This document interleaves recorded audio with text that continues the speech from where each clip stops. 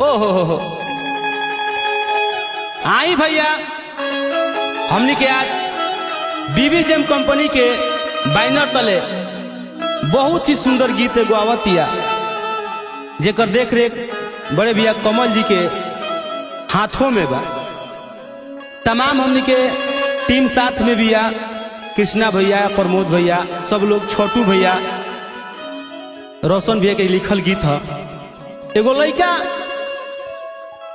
लड़किया से कहता कि तारा, हाँ तोहरे से कहता कि तार सुघर जवानी देख के मन बेकाबू बा। उसमें रहीनु तार सुघर जवानी देख के मन बेकाबू बा। बाकी तारा ऊपर एक ही बात कहता कि तनी हमरो ऊपर ध्यान दो दे धनंजय भैया, तनी हाथवा में हाथ दो। लड़का कहता हर की तोहरा सुघराई पप किताब हमके लिखे दोना। लड़का कहता हर की तोहरा सुघराई पप किताब हमके लिखे दोना। भैया हो हर की भइलू जवान तो समान तनी चीखे दोना। लड़का कहता कि भइलू जवान तो समान तनी चीखे दोना। भैया कहे के बेकार के कि तोहरा सुघराई पप किताब हमके लिखे दोना। तोहरा सुघराई पप किताब हमके लिखे दोना। भइलू जवान तो समान तनी चीखे दोना। भइलू जवान तो समान तनी चीखे दोना। डांट जनी हमारा के तनी साइटी के दोना। डांट जनी हमारा के तनी सनटी के दोना। भइलू जवान तो समान तनी चीखे दोना। भइलू जवान तो समान तनी चीखे दोना। अरे जिया हो, अरे जिया ही लगले रहो। धनंजय भैया जोड़ा बता ओ आई कृष्णा भैया के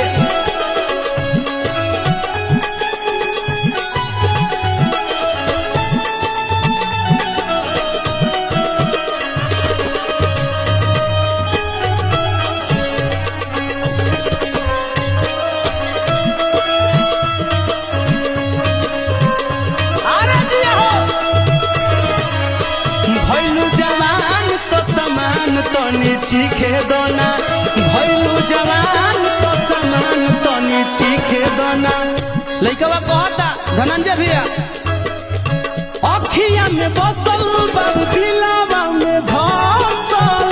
कोतल करेला तोहर तनिका सा हसल।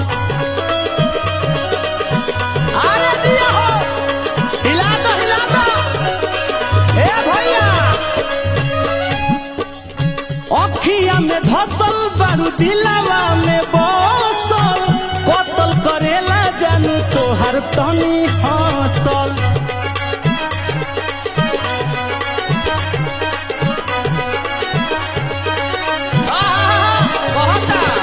भैया हो हमरो के दे दो मौका एक बार टिके दोना। हमरो के दे दो मौका एक बार टिके दोना। भइलू जवान तो समान तनी चीखे दोना। भइलू जवान तो समान तनी चीखे दोना। ओ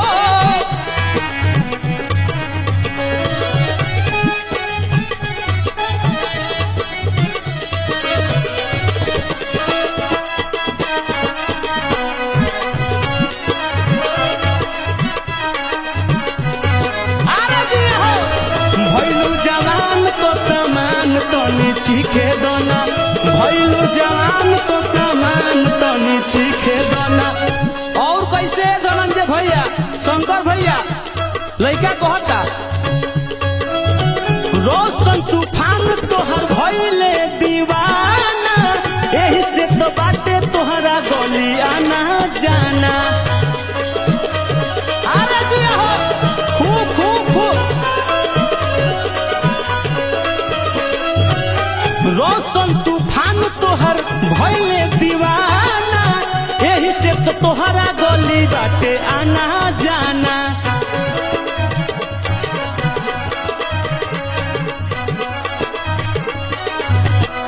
ए हो और कैसे कहता भैया हो, प्यार के ककहरा गोरी हमरो के सीखे दोना, प्यार के ककहरा गोरी हमरो के सीखे दोना।